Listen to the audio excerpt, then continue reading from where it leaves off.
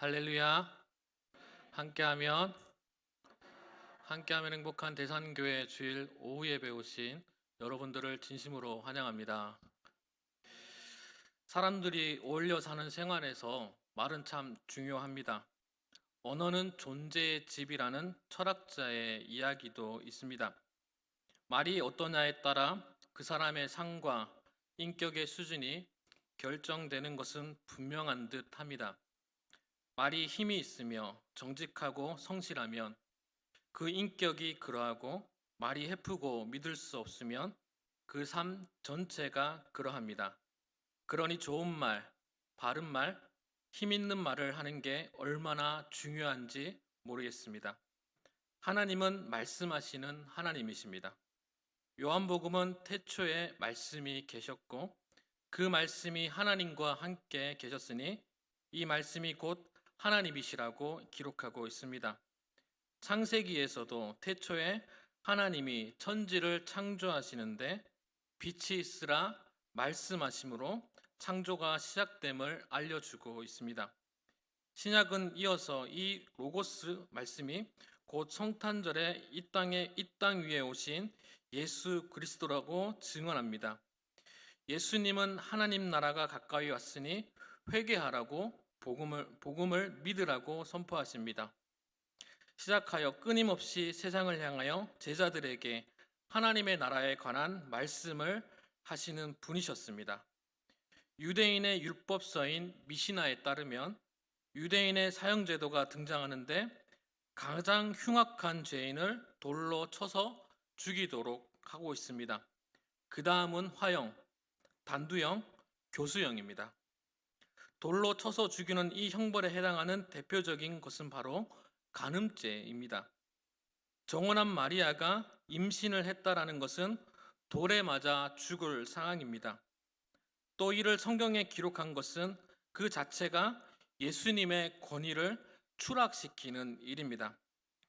그럼에도 불구하고 성경이 이를 가감없이 기록한 이유는 이것이 사실이기 때문입니다.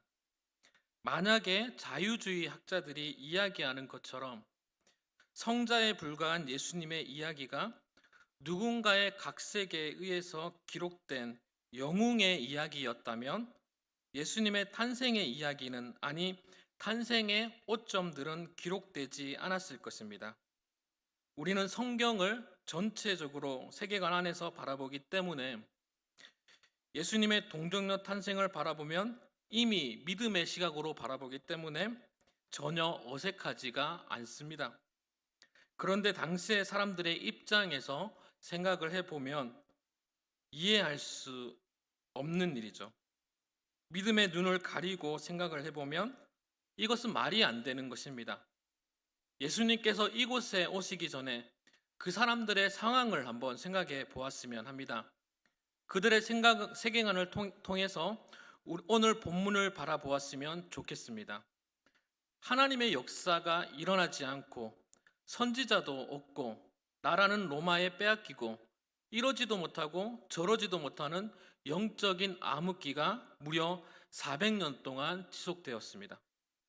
인간이 스스로 도저히 하나님께 나아갈 도리가 없으니 나름의 방법대로 율법을 613개 조항을 정하여서 다른 것은 지키지 못할지라도 이것만큼은 지키자고 하면서 다짐하면서 율법의 행위가 강조되어 시기였습니다. 이때 당시에 율법을 지켜야 하니까 율법을 가르치는 선생들이 생겨나기 시작했습니다.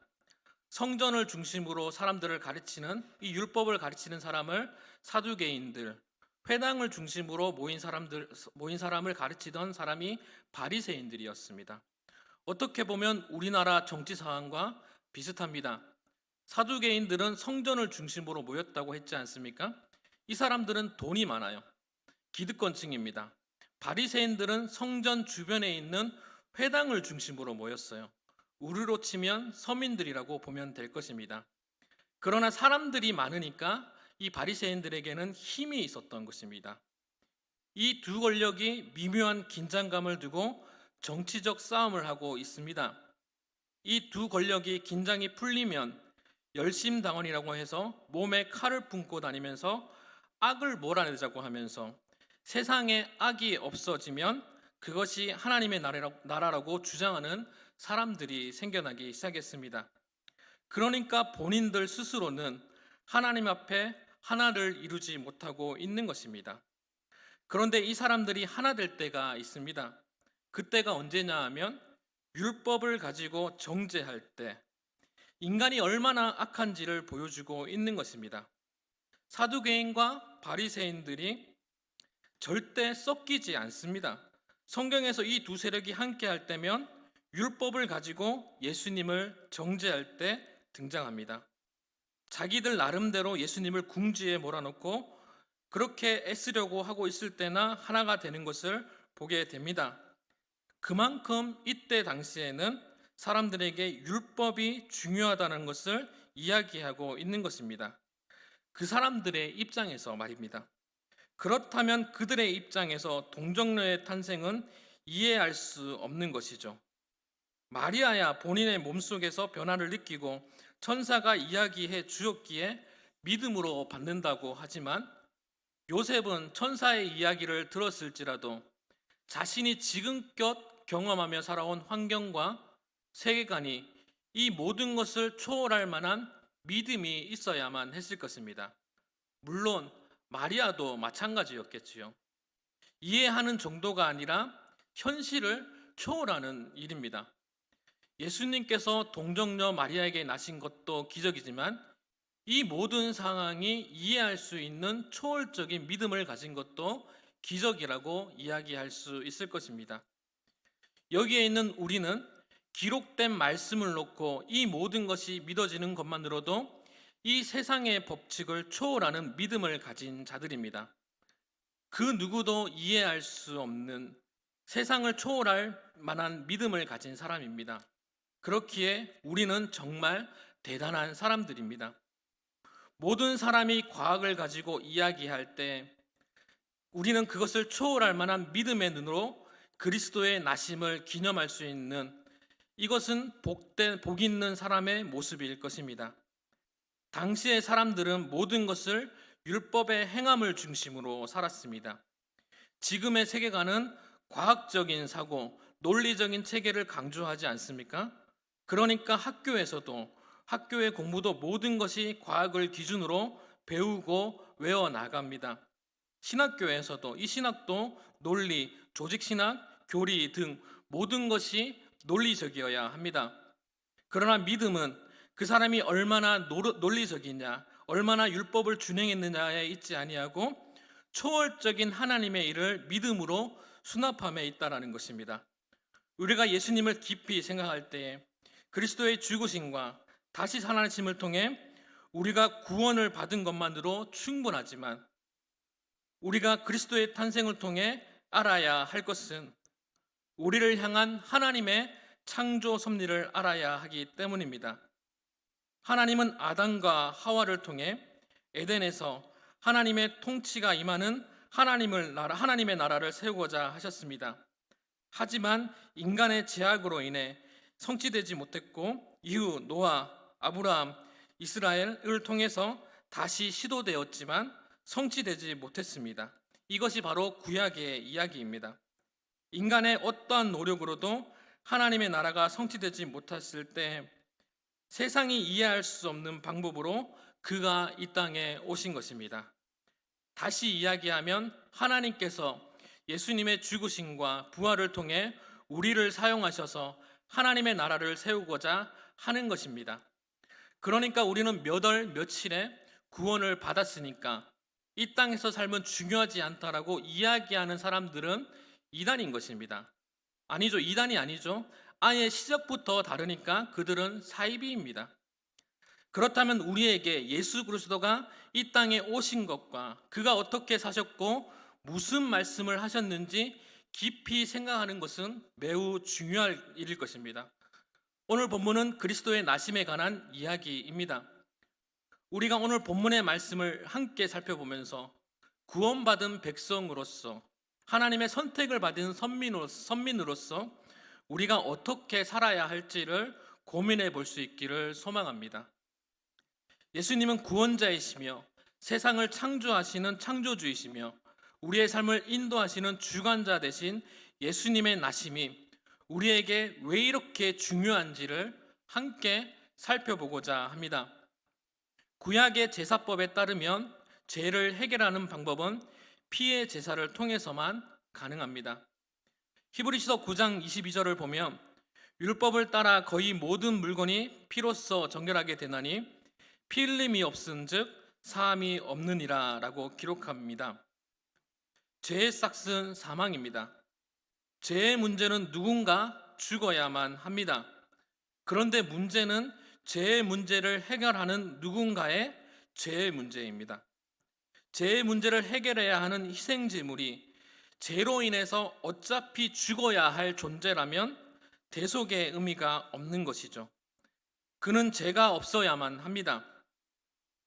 예수님은 아담의 씨를 통하지 않고 성령으로 잉태된 이유가 바로 여기에 있는 것입니다.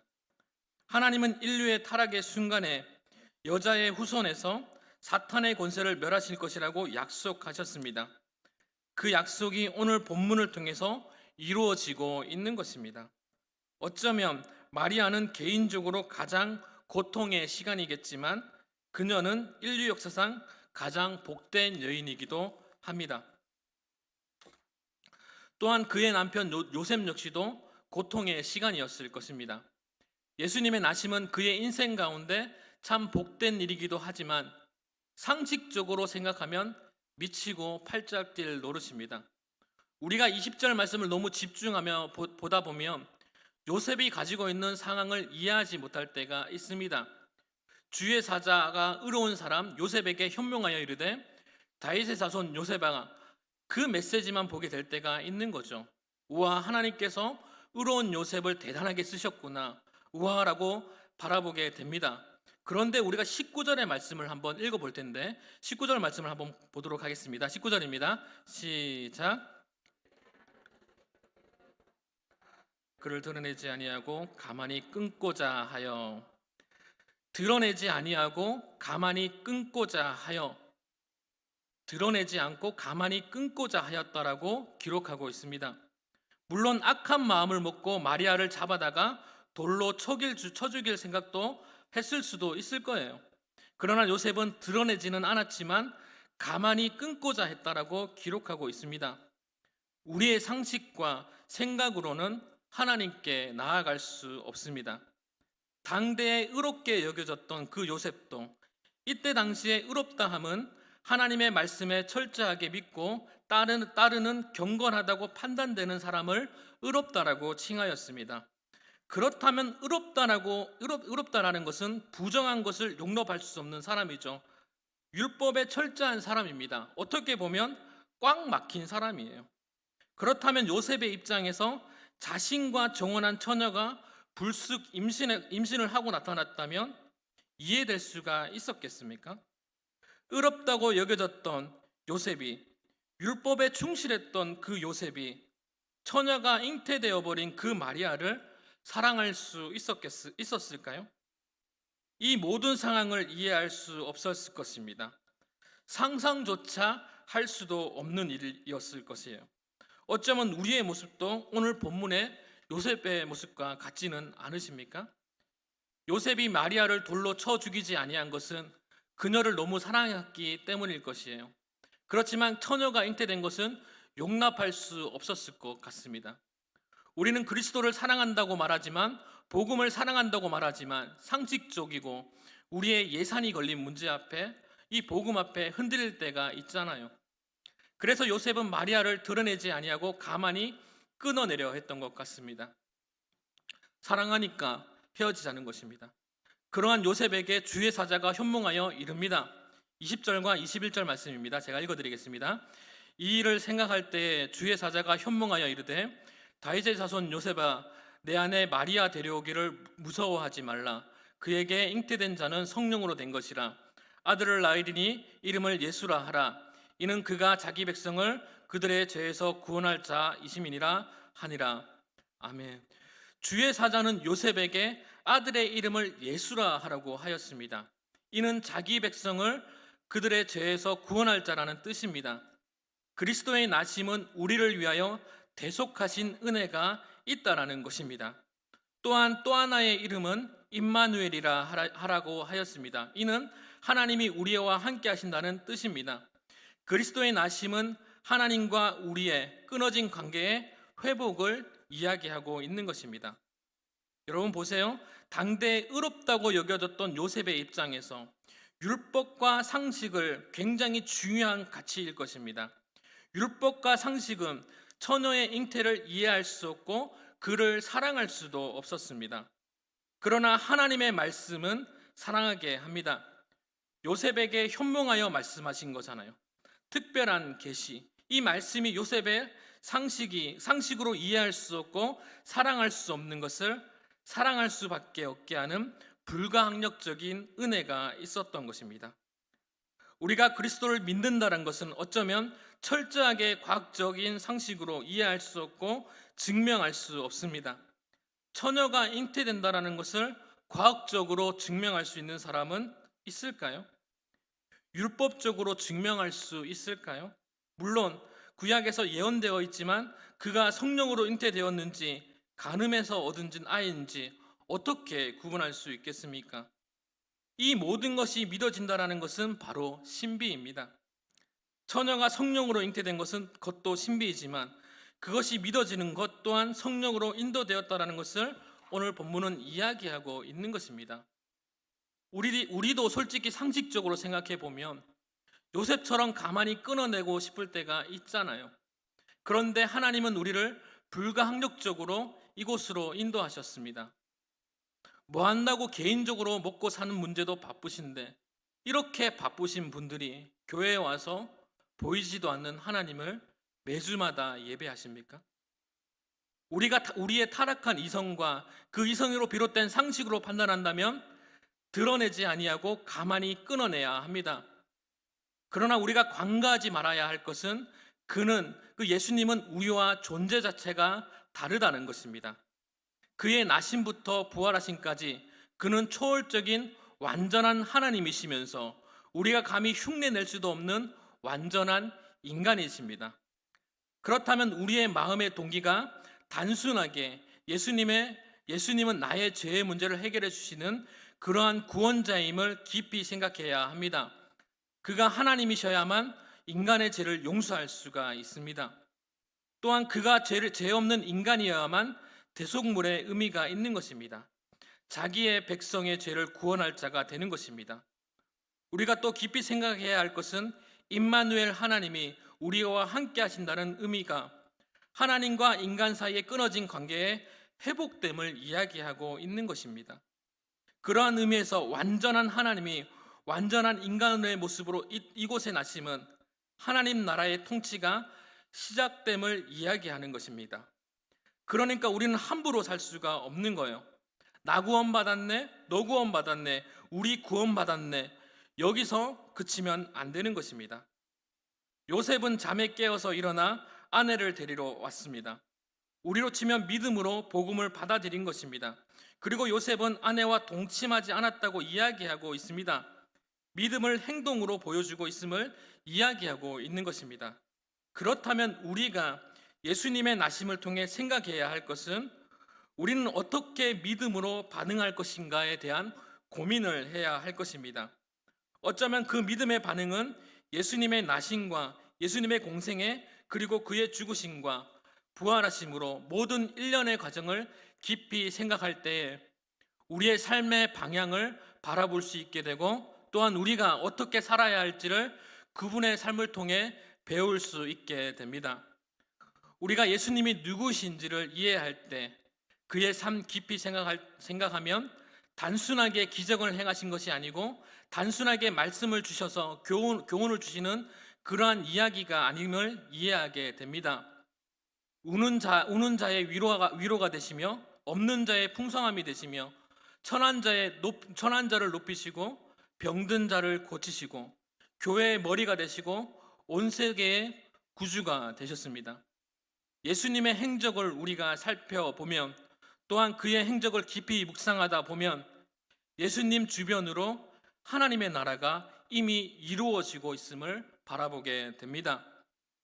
우리 역시 예수님을 본받아서 이번 한 주를 살아갈 때 우리가 예수님의 나심을 깊이 묵상하고 예수님을 깊이 생각할 때 우리의 삶으로 하나님의 나라를 만들어가는 저와 여러분이 될 수 있기를 주님의 이름으로 축복합니다.